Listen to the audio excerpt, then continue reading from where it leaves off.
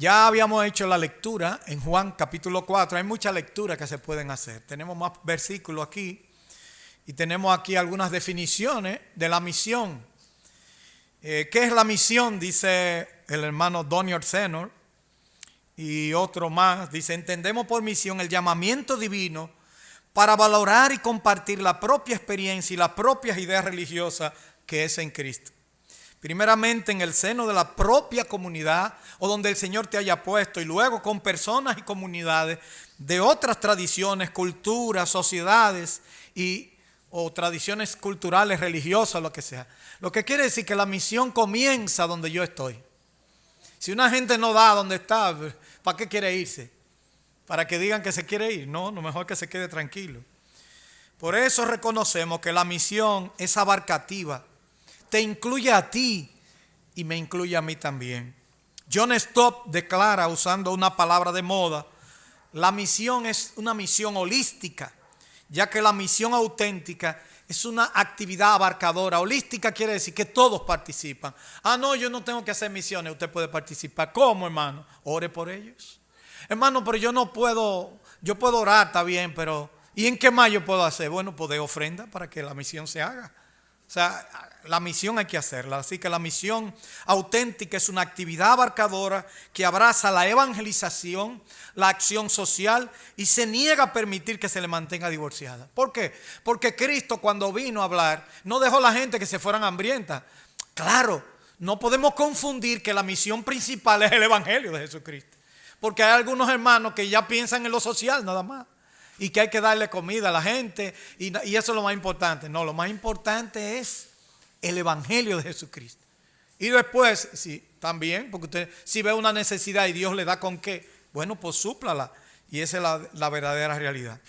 En la historia ha habido diferentes paradigmas de la misión. La palabra paradigma es una palabra, vamos a decir, que tiene su historia. Es decir, como que hay momentos que ha habido algo dominante, eso es un paradigma, y que se ha roto. Hemos visto, por ejemplo, el paradigma apocalíptico en el cristianismo primitivo. Ya el Señor viene, ya el Señor viene, ya el Señor viene. Todos pensaban que el Señor estaba ahí. En segundo lugar, el paradigma helénico del periodo patrístico. Ha habido también momentos de otra forma. El paradigma medieval o católico romano, el paradigma protestante de la Reforma, el paradigma moderno de la Ilustración y el paradigma ecuménico o emergente. Pero que eso no necesariamente es una regla o una ley. Yo diría ahora que ahora viene el paradigma latinoamericano. ¿Usted qué es eso, el paradigma latinoamericano? Bueno, que son los latinos que van a evangelizar el mundo. Yo estoy casi convencido. El dinero va a venir de otra parte, pero son los latinos. Aquí hay latinos que son chinos. Yo no sé por qué, señor, pues, hay chinos. Ustedes no han visto un meme de un dominicano en Nueva York que le están hablando en chino y dice, que yo lo que quiero es que me den un dulce. Yo soy de allá. Y si se confundieron y le hablan en chino. Pero aquí también hay de origen moreno, africano. Podemos ir a África. Aquí hay también que son de origen españoles. Podemos ir a Europa. Aquí hay de todos los tipos. En Jarabacoa hay japoneses. En Dajabón hay de origen japonés. Dominicanos, cristianos. Que el Señor lo puede llamar a diferentes grupos étnicos. O sea que el paradigma latinoamericano vendrá y vamos a orar y vamos a trabajar por eso. ¿Cuál es el principio de la historia de las misiones? Bueno, el amor de Dios hacia la humanidad. El amor de Dios es que hace posible que nosotros vayamos a otros lugares, que le hablemos de Cristo a otros. Los ángeles no tuvieron el privilegio que tuvo la humanidad. Los ángeles cayeron y el Señor dijo, no van a redimirse. Sin embargo, el hombre cayó y Dios ya había prometido de antemano que él tenía un plan para salvar la humanidad. Así que Dios decide crear al hombre con un libre albedrío, pero al mismo tiempo ya tenía una solución. Dios estableció su relación de amor con Adán y Eva, pero ellos fallaron. Y ahí viene la pregunta, y entonces, ¿va a destruir Dios a la humanidad y a Satanás que estaba ahí de refilón? Pero nos dimos cuenta que el carácter de Dios no tiene barrera. Y se manifestó aquí ya de antemano, utilizando en el Génesis, que iba a levantar de la simiente de la mujer alguien que iba a herir a la serpiente en la cabeza. Aunque este asunto de Adán y Eva fue una herida en el calcañar, pero la serpiente va a ser herida en la cabeza.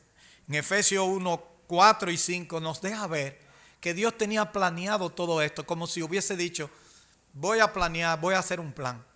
Según nos escogió en Él antes de la fundación del mundo, para que fuésemos santos y sin mancha delante de Él. En amor, habiéndonos predestinado para ser adoptados hijos suyos por medio de Jesucristo, según que el puro afecto de su voluntad. Dice también en 1 de Pedro 1:20, ya destinado desde la fundación del mundo, pero manifestado en los postreros tiempos por amor de vosotros.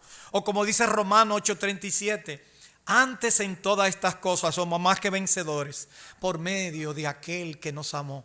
Dice, por lo cual estoy seguro que ni la muerte, ni la vida, ni ángeles, ni principados, ni potestades, ni lo presente, ni lo porvenir, ni ninguna otra cosa creada nos podrá separar del amor de Dios que es en Cristo Jesús, Señor nuestro. El carácter amoroso de Dios llegó a su culminación cuando Dios envió a su Hijo Jesucristo. ¿Para qué?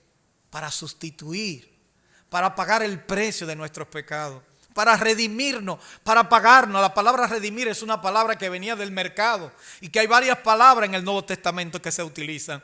Una tiene que ver con ágora. Una se llama agorazo, otra se llama exagorazo, porque una tiene que ver con comprar en el mercado un esclavo y la otra tiene que ver con exagorazo, es decir, comprar el mercado y sacarlo y liberarlo. Eso fue lo que Cristo hizo con nosotros. Eso es lo que significa redención. Tiene su origen en el lenguaje de la compra de esclavos. Y recuerden el pasaje que ya mencionábamos ahorita, que ya el Señor había dicho en Génesis capítulo 3, versículo 15. Así que esa es la primera referencia en Génesis 3:15 de el Señor Jesucristo en la Biblia. Y es una promesa de vencer a Satanás. Es lo que algunos teólogos llaman el protoevangelio. Es una palabra bonita. Proto significa primer evangelio. El proto, la primera. La gente dice prota, pero es proto. En este caso, el proto. ¿Cuál es la misión de Dios entonces?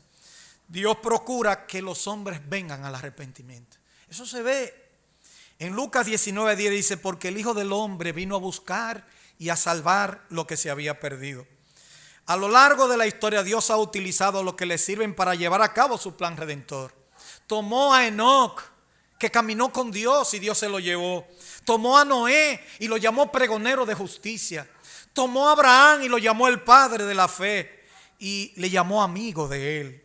Todos los patriarcas hicieron su trabajo y luego llamó a Moisés para que sacara a su pueblo, porque escogió un pueblo para que fuera el que guardara el mensaje que él quería que se guardara. Escogió un pueblo y de ella llamó a un hombre que se llamó Abraham. Sal de tu tierra y de tu parentela y de la casa de tu padre y haré de ti una nación grande y te bendeciré. Y eso es lo que ha sido la misión de Dios. Dios está preparando todo lo que ha preparado. ¿De dónde vino Cristo? De la simiente precisamente de Abraham, de David. Así que Dios de ahí en adelante no hace distinción entre raza, entre negro o blanco. Dios quiere a los dominicanos, a los cubanos, a los haitianos. En el cielo, no es que no hay hospital, en el cielo no hay diferencia de raza. El amor de Dios traspasa todas las fronteras culturales, raciales, lingüísticas. Todo se traspasa. Vaya practicando, porque hay personas que dicen yo no puedo ver prieto, a mí me da cosa. O yo no puedo ver esos blancos, porque hay prietos que son también racistas, que no pueden ver blancos. Entonces eso no es así. En el cielo prepárese ahora, porque aquí vamos a ver todo. ¿Cuántos de ustedes saben que nosotros como iglesia respaldamos una iglesia haitiana en Bellavista, aquí en Santiago? Bueno, pero muchos no lo sabían. Nosotros damos ofrenda para que pagamos el local donde las personas están. ¿Por qué? Porque ellos también necesitan el evangelio. Y si están aquí, bueno, pues vamos a predicarle el evangelio. Y hay que trabajar. El hermano Emmanuel Charles se ha mantenido fiel ahí al Señor, aún a pesar de la vicisitud. Ese pueblo de Israel, son muchos los que en relación al pueblo de Israel se han preguntado, ¿por qué Dios escogió al pueblo de Israel como su pueblo a lo largo de la historia? Este es un pueblo que tiene historia, pero cuando Dios lo llamó tenía historia. Ahora usted puede estar en desacuerdo con el pueblo de Israel o no, pero es un pueblo que Dios lo llamó para que naciera Jesucristo y lo preparó para eso. Él escogió a ese pueblo con mira de manifestar su plan a quienes, a toda la humanidad. Se comprometió con Abraham bajo tres cosas importantes que aparecen en Génesis capítulo 12, y es lo que se conoce como el pacto abrahámico. Y le dijo, haré de ti una nación grande. Y le dijo, te bendeciré. Y le dijo, engrandeceré tu nombre. Mira las estrellas, mira la arena del mar, así será tu descendencia. Pero era un hombre nada más. Y él le creyó a Dios. Y le creyó por fe, como dice, luego se resalta eso en Romanos. Y como dice en Gálatas 4:8, y la Escritura, previendo que Dios había de justificar por la fe a los gentiles, dio de antemano la buena nueva a Abraham, diciendo, en ti serán benditas todas las naciones. Esto se conoce entonces como el pacto que Dios hizo con Abraham.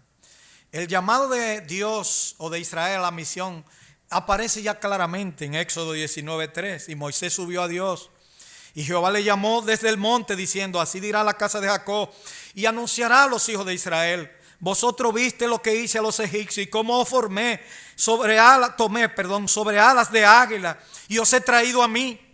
Ahora pues, si diereis oído a mi voz y guardareis mi pacto, vosotros seréis mi especial tesoro sobre todos los pueblos, porque mía es toda la tierra.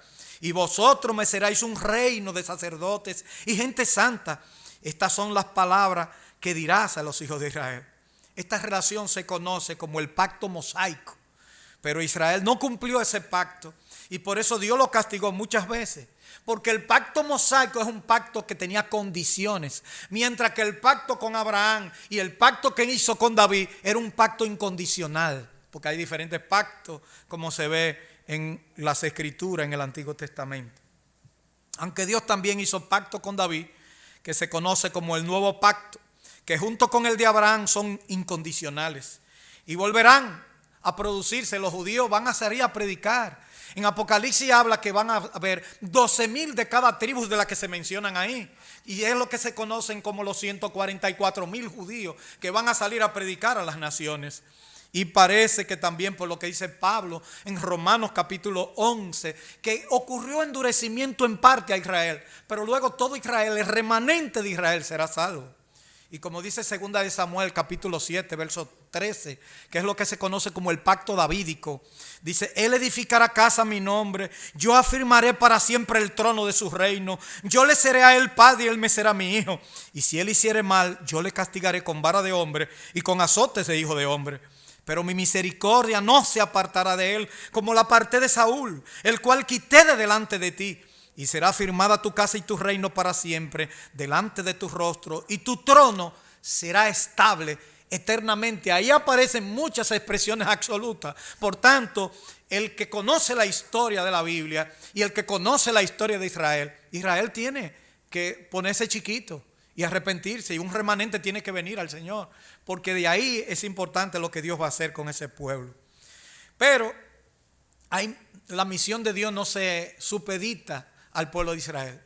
Y se nota ya un atisbo, porque los salmos no es cuando usted está cansado, dámele un salmo. Los salmos es palabra de Dios también. Y en los salmos aparece el Salmo 117:1 que dice, alabad a Jehová, naciones todas, pueblos todos, alabadle, porque ha engrandecido sobre nosotros su misericordia, y la verdad de Jehová es para siempre. Aleluya, amén. O como dice el Salmo 67:3, estoy tratando de hacerlo para abarcar lo más que pueda. Te alabarán, te alaben los pueblos, Dios, todos los pueblos te alaben. Alégrese y gócense las naciones, porque juzgará a los pueblos con equidad y pastorearás las naciones en la tierra. Te alabarán los pueblos, Dios, todos los pueblos te alabarán. O como dice el Salmo número 2, que habla, ese es un salmo que tiene que ver con el reinado del Señor Jesucristo. Cuando dice que el Señor en los cielos se reirá porque estaban conspirando contra Dios. O como dice el Salmo 47, el Salmo 96, son salmos que habla de que Dios piensa en las naciones. La iglesia entonces viene a formar parte de la misión de Dios. Nunca antes ha tenido oportunidades más grandes que ahora. Es verdad que hay lugares donde ha descendido su trabajo, pero hay otros lugares en que ha aumentado. Más de 6,500 nuevas congregaciones nuevas están surgiendo en el mundo mensual. Aunque en Estados Unidos están cerrando muchas, pero en el mundo se están abriendo otras congregaciones. Decenas de miles de creyentes se están añadiendo cada día. Aparentemente el pueblo de Dios es tan grande en número como para que tenga un impacto mundial. Pero el número de personas que no conocen a Jesucristo como su Salvador es mayor ahora que antes, porque la población es mucho más grande. Sé que en China hay más de 100 millones de cristianos. ¡Wow! ¡Qué número! 100 millones. Pero ¿cuántos habitantes tiene China? Tiene cerca de 2.000 millones de habitantes. ¿Qué esos 100 millones? Y solamente en la parte norte de China, que es donde hay más creyentes. Eso no es nada, esos son 3 gatos en China. Y sienten persecución allá los cristianos. Nunca como hoy ha habido una época con mayor necesidad de Jesucristo. Porque hay muchos pueblos que se predica mucho, pero la gente como que no le entra el evangelio. Y como que el evangelio no ha trabajado para recibir las influencias que debe recibir este pueblo. El pueblo dominicano debería ser un pueblo ejemplar para el mundo, con tantos cristianos, y mucha gente que dicen ser cristiano, y todo el mundo te dice Dios te bendiga, y todo el mundo te dice vete con Dios, y con Dios no va a ir bien, y Dios para aquí, Dios para allá, pero la gente como que nada más pone a Dios. Como el pueblo de Israel en los tiempos de Cristo, que decía, este pueblo de labios me honra, pero su corazón está lejos de mí. Hay una diferencia entre Israel y la iglesia. Mientras Israel, en un cuadro que viene ahí, hace que todo el mundo fuera hacia él, la iglesia, que sería el otro cuadro, es al revés, de Jerusalén hacia afuera. Jerusalén en toda Judea, en Samaria y hasta lo último de la tierra. Mientras que Israel era hacia allá, todo el mundo tenía que adorar en Jerusalén, ir a Israel. Pero ahora no. Ahora la iglesia dice que mi Jerusalén es donde el Señor me puso y donde yo tengo que ir, Judea y Samaria, y lo último de la tierra es donde tengo que ir. Así es que Lucas y los hechos en las misiones nos ayudan mucho a entender muchas de estas cosas. Primero, los misionólogos en particular han considerado los escritos de Lucas como una obra especial. Según un estudioso, David Boss, hay varias razones, eso es de Sudáfrica, que justifican este interés. En primer lugar, la iglesia emplea Lucas 4, 16, 21 como el principal pasaje misionero. Dice en Lucas, y se le dio el libro del profeta Isaías, y habiendo abierto el libro, halló el lugar donde estaba escrito, Espíritu del Señor está sobre mí, por cuanto me ha ungido para dar buenas nuevas a los pobres, me ha enviado a sanar a los quebrantados de corazón, a pregonar libertad a los cautivos y vista a los ciegos, a poner en libertad a los oprimidos, a predicar el año agradable del Señor. Y enrollando el libro, lo dio al ministro y se sentó. Y los ojos de todos en la sinagoga estaban fijos en él.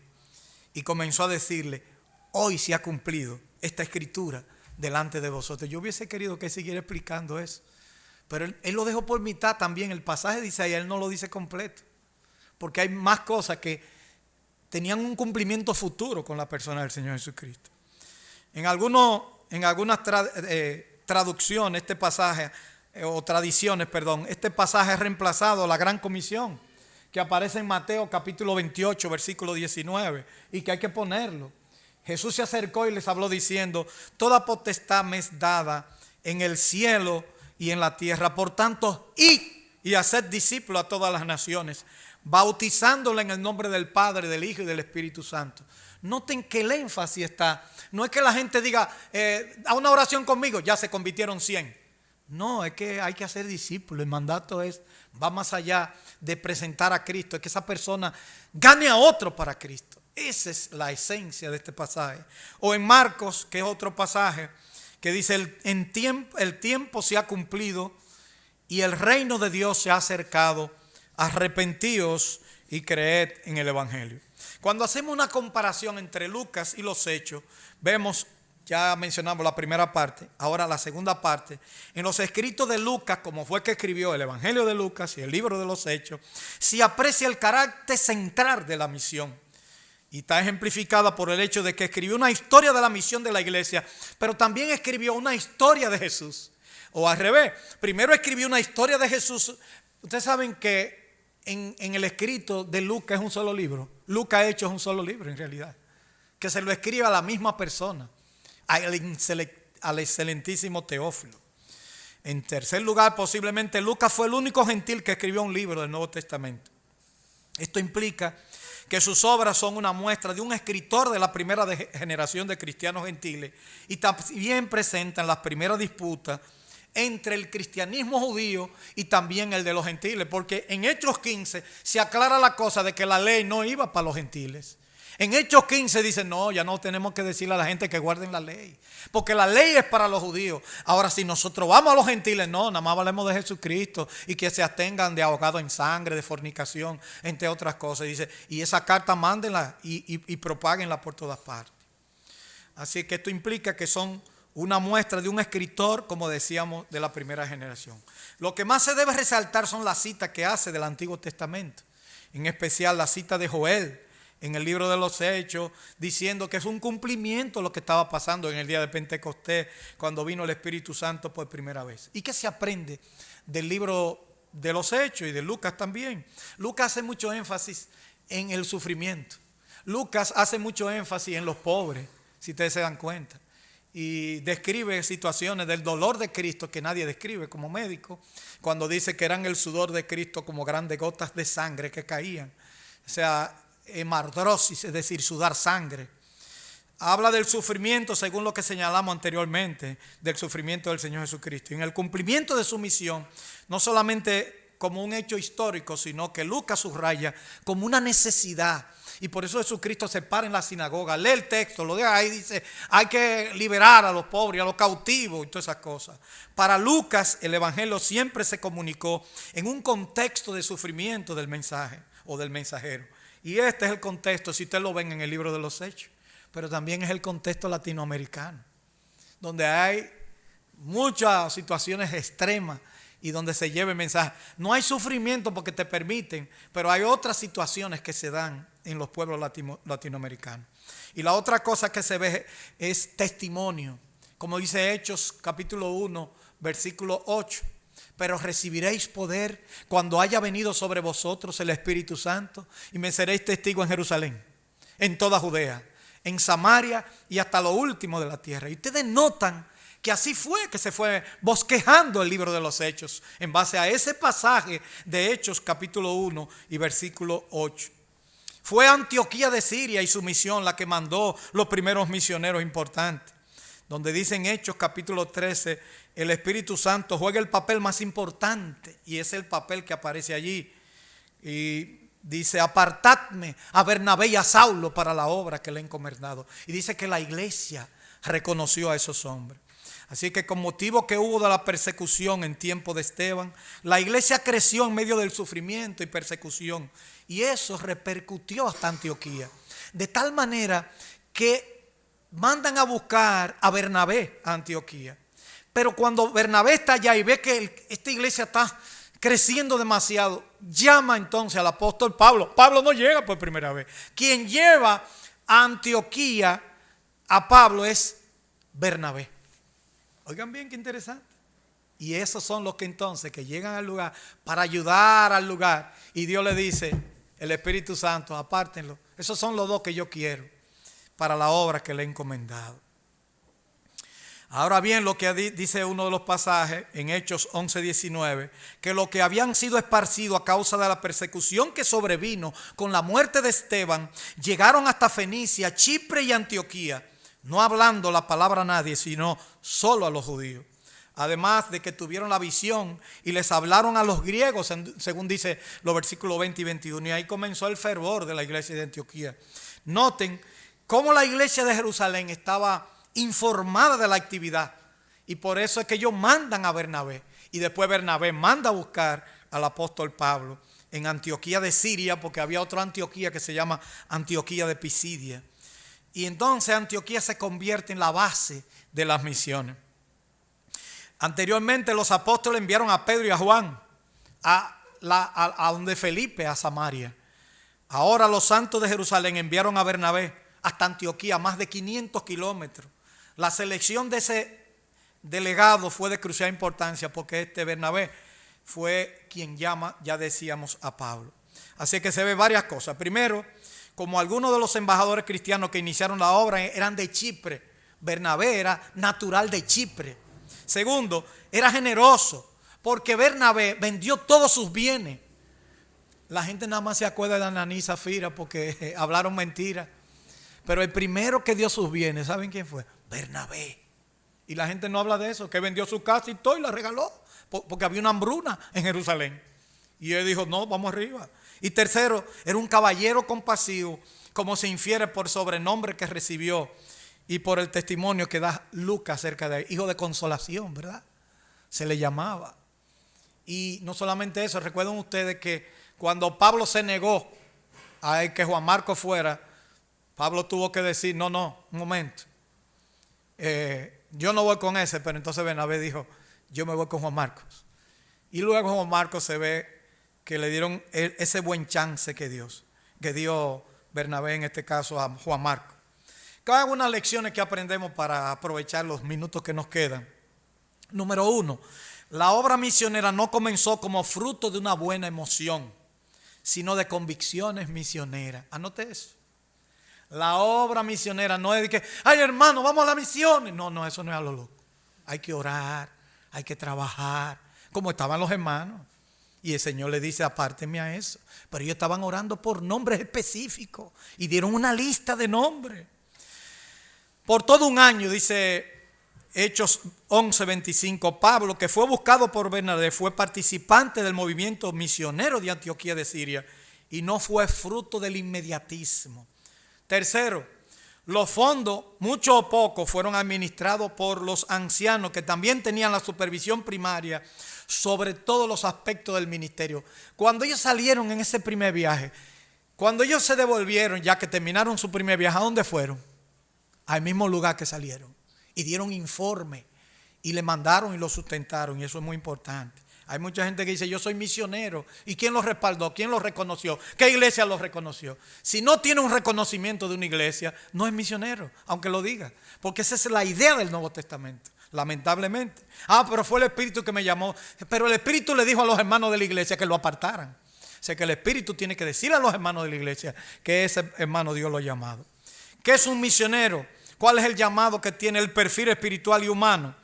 La mejor ilustración de misioneros son Bernabé y Saulo o Pablo.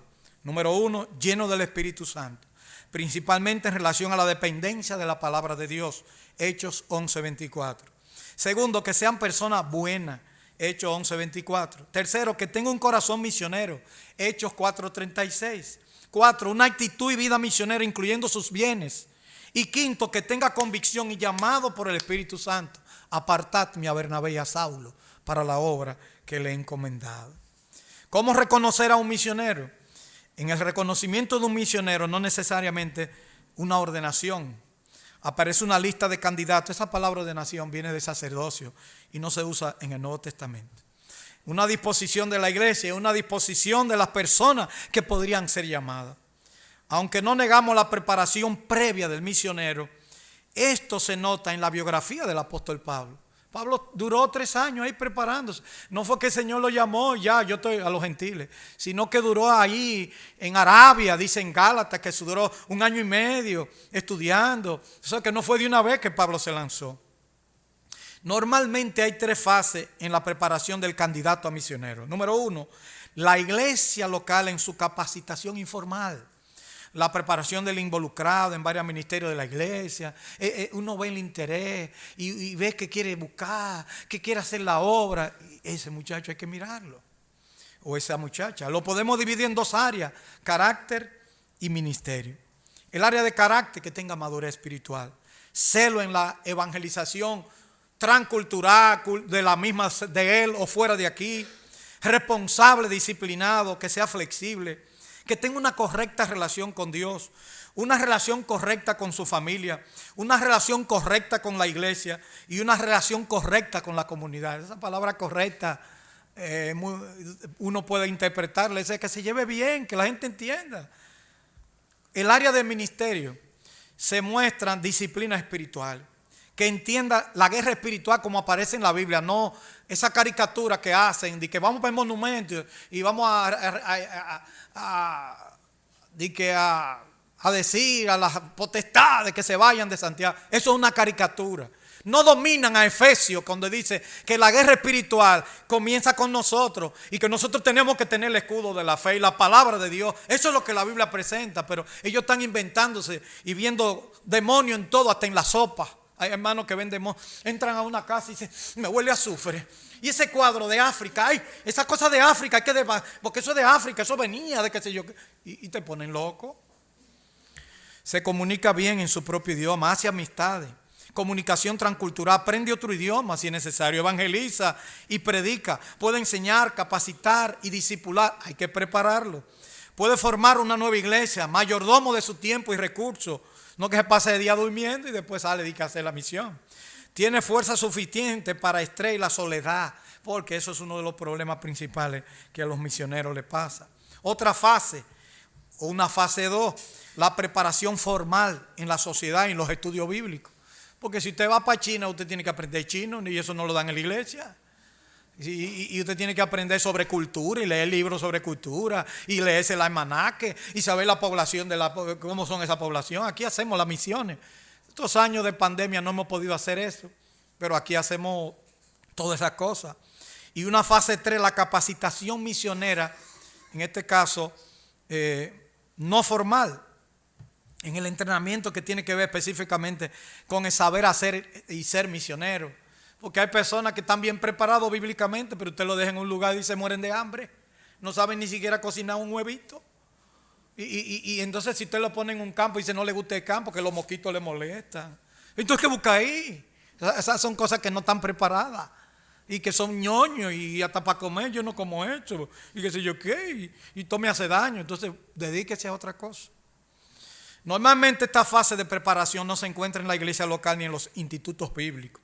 Son cursos de antropología cultural, adaptaciones culturales, experiencia transcultural y el aprendizaje de idioma, clima, ambiente, saber si es en el frío, aprender en el frío, si es en el calor, en el calor. Yo tengo un dominicano que estaba en el desierto de Sahara, trabajando con los saharauis, aquí lo trajimos, al hermano Luzón, pero él no podía decir que era misionero. Él tenía una clase de inglés con la bandera dominicana y como la esposa era norteamericana, tenían 2 banderas y ahí enseñaban, enseñándole otro idioma, le enseñaban la palabra de Dios. Y ese era el trabajo que hacía. ¿A quién debemos seleccionar para enviarlo a un centro de entrenamiento misionero? En primer lugar, los candidatos deben mostrar evidencia creíble de un llamado personal y entrega al ministerio, transcultural o no. Segundo, los candidatos a entrenarse deben poseer la salud física y estabilidad emocional necesaria para la vida transcultural. Porque si no goza de buena salud, si tiene un problema aquí, un problema allí, mejor que se esté tranquilo porque va a pasar mucho trabajo y va a traerle mucho dolor a su familia. Ahora, si tiene un llamado y es lo que el Señor lo ha llamado a hacer, mire, por más que usted crea, el Señor hasta lo sana y lo pone nuevo. En tercer lugar, finalmente, se deben vislumbrar en los candidatos datos para el entrenamiento misionero, los niveles de pureza moral, madurez espiritual necesaria para el liderazgo en el ministerio. La aprobación del candidato a misionero, ¿cómo? En primer lugar, y quizá la clave de una buena preparación, una actividad y una actitud de obediencia. ¿Por qué? Porque la pregunta principal de cualquier candidato es, ¿cuándo puedo salir? Entonces, ¿quién decide? ¿El misionero? No. Si fuera así, todos saldrían el día de mañana, sin preparación, sin apoyo y sin nada. En Latinoamérica sufrimos de eso. Pues vamos arriba, tírate. Pues tírate. ¿Y entonces? ¿Y cómo va a mantener? Si el pasaje, y la gasolina, y el motorcito, el carrito. Porque la misión hay que hacerla, pero no se puede decir que vete, que Dios te bendiga, ese es el modelo, Dios te bendiga. Dios te bendiga. La iglesia sí. El pastor anciano, el liderazgo de la iglesia, el comité de misiones transculturales, hay iglesias que son tan grandes que un anciano nada más se dedica a esto, porque ellos tienen un mapa del mundo. Yo fui a la iglesia de Moody en Chicago y ellos tienen por continente cuántos misioneros tienen ellos. Dicen en África hay, en América Latina, en qué sé yo qué, Oceanía, en Australia, y usted dice, y tú te quedas mirando porque en la entrada de la iglesia, en la entrada de la capilla. Así que tienen acceso a todas las personas involucradas y toda la información necesaria para determinar si el candidato está suficientemente preparado. Hay comité para eso, pero si no, los que estamos aquí, como en Antioquía, los ancianos oraron, la iglesia oró y vamos arriba. ¿Quiénes se involucran en la preparación del candidato? Existen 8 grupos que se involucran en la preparación del candidato. Estoy preparando esto porque en el barrio tengo que presentar esto. y en el Ensanche Libertad. Y ellos tienen muchos muchachos que quieren ser misioneros. ¿Qué vamos a hacer? La familia, número 1. Número 2, el liderazgo de la iglesia. Número 3, colaboradores en varios ministerios de la iglesia. Número 4, su trabajo. Número 5, educación secular. Número 6, instituto bíblico seminario. Número 7, centro de capacitación misionera. Número 8, agencia de envío, porque hay lugares que tú puedes contactar que se encargan de mandar los misioneros. ¿Qué función tiene el liderazgo de la iglesia? Evaluar, proveer, aprobar el control del Espíritu Santo en su vida, proveer oportunidad para ser un servidor, no una persona servida, sino que aprenda a servir, evaluar y proveer y aprobar su relación con Dios y con la familia de la fe, evaluar y proveer y aprobar si se sujeta a las autoridades de la iglesia, porque si es una gente que tiene conflicto con todo el mundo, déjelo tranquilo, porque va a pelear, es un carrito chocón que usted va a mandar, va a pelear con todo el mundo. Evaluar, proveer y aprobar si depende de Dios y de sus hermanos. Proveer oportunidades para desarrollar sus intereses por los demás. Evaluar, proveer y aprobar su humildad y compasión por los perdidos. Evaluar, proveer y aprobar su actitud ante la crítica y la corrección. Evaluar, proveer y aprobar su manejo positivo ante el fracaso. Y hay muchas cosas más. Y la lista es larga. Miren la otra lista. Y pasa a la próxima porque no nos va a dar tiempo a ver todas las cosas. ¿Qué otra cosa? Realizar ficha curricular que tenga lo siguiente: sus generales, historia clínica, o sea, de que usted sufre, usted es falsémico, usted tiene problemas de salud, ¿qué sufre? Datos familiares, datos de la iglesia que procede, formación escolar, universitaria y profesional, formación permanente, militar si procede. Porque eso, por ejemplo, la mayoría de los misioneros que fueron a los indios Auca entre Ecuador y Perú, los que manejaban avión eran pilotos de la Segunda Guerra Mundial, y el que aterrizó en la orilla del río era un piloto de la Segunda, que después de la guerra se dedicaron a las cosas del Señor. Y eso es importante también. Ver experiencia ministerial y laboral, descripción del llamamiento misionero, es importante, porque hay mucha gente que cuando no tienen trabajo ya ellos quieren dedicarse a la obra, pero después que tienen trabajo ya se les olvida. Entonces no tiene que ser desempleado, puede ser que sea un empleado, eso no tiene que ver. Los recursos financieros que posee o no. ¿Cuál es la tarea de la misión? Evangelizar para crear unas nuevas obras. La misión es mucho más amplia de lo que vimos. No es simplemente el concepto de nuevas iglesias, sino alcanzar con el mensaje del Evangelio de Jesucristo, crear un ambiente de discipulado, que eso produzca un efecto multiplicador, que no sea una gente que vaya a un lugar a dormir y a descansar, no, a trabajar. ¿Cómo evaluar la efectividad de esa tarea ante la proliferación de iglesias en todo el país? Bueno, hay muchas cosas que podemos decir. Miren, el papá de Maribel fundó 5 iglesias. Él era uno de los primeros misioneros dominicanos. Fundó iglesia en la orilla de la presa. Fundó iglesia en Villa González. Fundó iglesia en el Ensanche Libertad. Fundó iglesia en Los Ciruelitos. Fundó un campamento y fundó una escuela.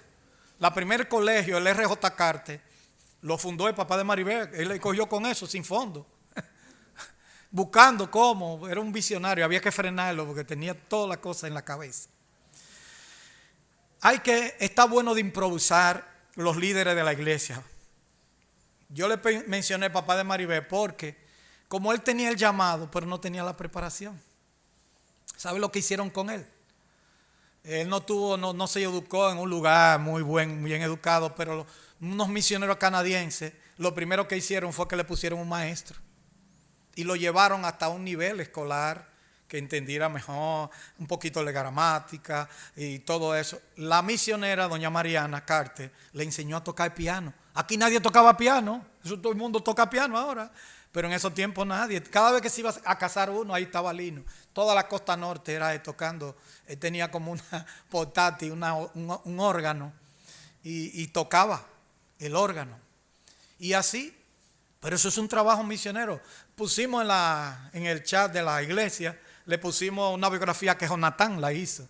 Así que véala, porque no es porque sea mi suegro, tal vez yo pude hablar más de mi suegro, pero no puedo hablar mal de mi suegro.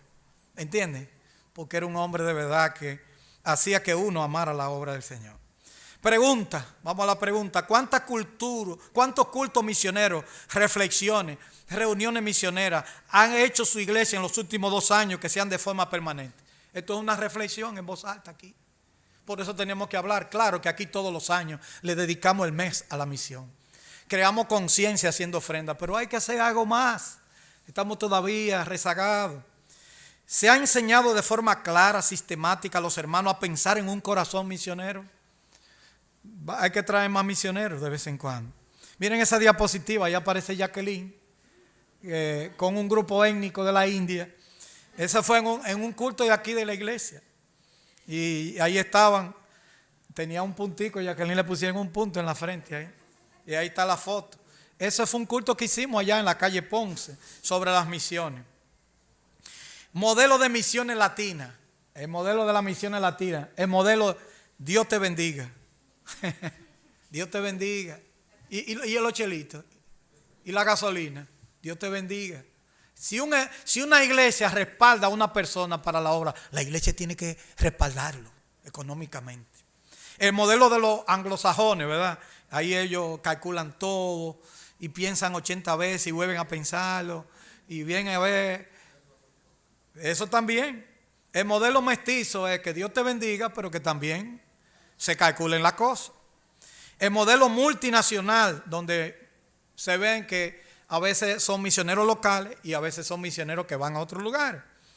Y el modelo que a lo nuestro, donde a veces mucha gente inventa lo que quiera sobre la misión, pero no puede ser así. Pero también hay situaciones, no todos los misioneros van subiendo de edad y hay que hacer algo con ellos. Por ejemplo, Payán, ¿cuál es su misión? Escribir, hacer cosas, predicar la palabra, porque ya Payán no puede, y pues ya se enfermó en medio de la situación. Ya tiene otro tipo de misión. Hay misiones a través con la radio, hay misiones con niños necesitados, hay misiones de ir a las ciudades a hacer pozos de agua, pero le presentan el evangelio. Todo eso son modelos de misiones. En conclusión, número 1, aprovechar lo fuerte de ser latinoamericano, podemos ir al mundo entero sin problema y entender la pobreza sin problema. Número 2, no repetir los mismos errores del pasado y mantener la cooperación. Número 3, prepararnos para la misión de otros pueblos. Creo que por desconocimiento se están dando los problemas entre pastores y misioneros, porque a veces se juntan los roles. 4, dependamos siempre del Espíritu Santo y su palabra. 5, ser responsable cuando se reconoce a un misionero. Ahí debemos imitar a los gringos, que si ellos reconocieron a algo, les mandan su boronita. Y también se la retiran, si como que ven como que la cosa no es igual. Hay que permanecer. Si es del Señor, eso permanece. 6, enfocarnos en objetivos misioneros que sean netamente pioneros. Como dice Pablo, me esforcé a predicar el evangelio, no donde Cristo ya hubiese sido nombrado, o hacer algo que otro no haya hecho. 7, atrévase a innovar. Los hermanos de Antioquía le hablaron a los griegos, a hablarle también a los griegos, a otros tipos de personas. Número 8, mantener el modelo de sacrificio del libro de los Hechos. Se está haciendo, se puede hacer misiones con poco cuarto, pero es confiando en el Señor. Hay sacrificio, las misiones a veces es así.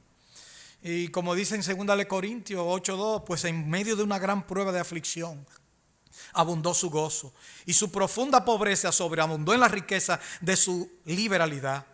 Porque yo testifico que según sus posibilidades y aún más allá de las posibilidades, dieron de su propia voluntad, suplicándonos con mucho ruego el privilegio de participar en el sostenimiento de los santos.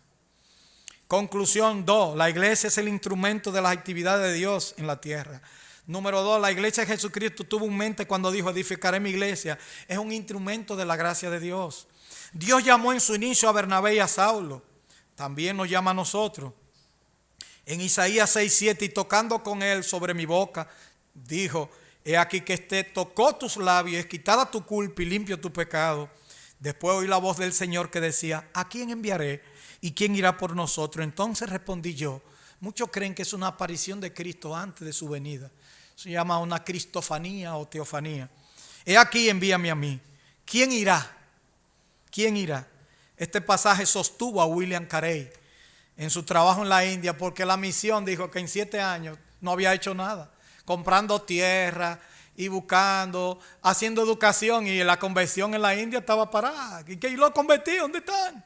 Les retiraron el apoyo, pero él siguió y el Señor lo bendijo.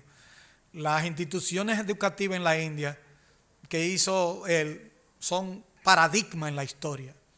Y el jardín botánico más grande que tuvo la India lo hizo también Guillermo Carey.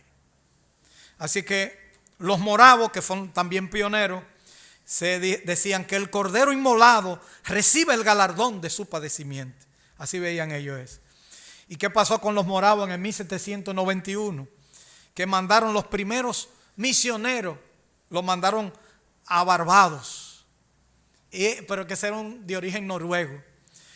Un Juan Leonardo Dover, un alfarero, y David Nixman, un carpintero, fueron los 2 primeros misioneros que llegaron al Caribe, y de los primeros así formal. Para que ustedes tengan una idea, ellos dijeron muchas cosas, pero lo más importante que ellos hicieron fue que la próxima, en 1700, porque no podemos leerlo todo, los moravos comenzaron una vigilia de oración que continuó sin interrupción durante 100 años. Dijeron, vamos a orar para que haya un misionero en cada lugar del mundo. Y oraban las 24 horas. Estaban divididos por familia. A las 2 de la mañana, a las 3 de la mañana, a las 4, a las 5, a las 6, a las 1, a las 2. O sea, se dividieron en el pueblo completo. Usted sabe que los moravos eran un pueblo nómada. Aún en Europa no tenían tierra. Bueno, eso es otra historia que no tengo tiempo para hacerla. A los 65 años de haber comenzado esta vigilia de oración, el 50% de la comunidad había salido del campo misionero. El día que enviaron sus primeros 2 misioneros, que fueron los que yo mencioné a Barbados, era tal el gozo de la congregación que cantaron en el puerto 300 himnos. Oigan bien. Los misioneros moravos eran enviados solamente con el pasaje de ida. Una vez que llegaban a su destino, debían procurar su propio sustento. 22 de los primeros 29 misioneros fallecieron a pocos meses de haber llegado a los países donde habían sido enviados. Todos los integrantes de la comunidad morava se incluían en células donde se discipulaban los unos a los otros. La devoción y sencillez de los moravos fueron de las características que más profundamente influyeron en el gran predicador inglés Juan Wesley, y casi todos sabían leer. Y por eso ese pueblo progresó de una manera vertiginosa, aunque no tenían lugar. La pregunta es, con eso concluyo, ¿quién irá? ¿Quién orará? ¿Quién ofrendará? ¿Quién irá? Aquí tenemos, miren, una foto.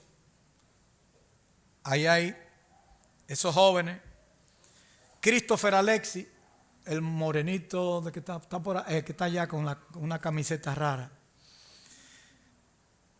Va para Argentina a prepararse. En el Ensanche Libertad hay 1, 2, 3, 4, 5, 6 jóvenes que quieren estar en las misiones. Christopher Alexis ya está en Palabra de Vida estudiando, pero va y viene. Miguel Ángel, que viene aquí los sábados, él quiere ser misionero. Karina Rodríguez, otros Rodríguez son primos de Maribel, los 2 que mencioné. Starling Infante también quiere ser misionero. Elvira Vázquez, una jovencita, y Jonathan, no recuerdo el apellido, que también está ahí. Esos jóvenes quieren ir para las misiones. Este mensaje yo lo estoy preparando porque lo tengo que dar allá, en el Ensanche Libertad, pero lo traje aquí. ¿Para qué? Para que oremos, para que ofrendemos. La obra del Señor hay que seguir haciéndola. No importa que donde uno esté, donde el Señor lo ponga, hay que trabajar. Que Dios nos bendiga. Señor, te damos gracias por esta oportunidad. Gracias por este tiempo, un tiempo amplio, donde hemos podido reflexionar sobre las misiones desde el Antiguo Testamento hasta nuestros días. Ayúdanos, Señor. Mira estos jóvenes del Ensanche Libertad. Estoy pensando en ellos, cada uno. Muchachos que se han ido preparando y han querido ir a iglesia para ir tomando pulso y aprendiendo y a rozarse con otros y hacer otras cosas.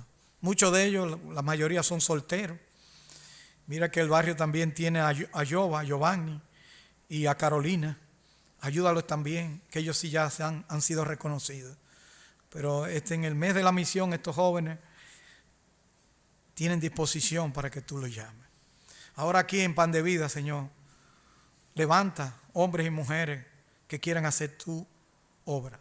Te lo pedimos, conscientes de nuestras necesidades y conscientes de lo que somos. En el nombre de Jesucristo. Amén.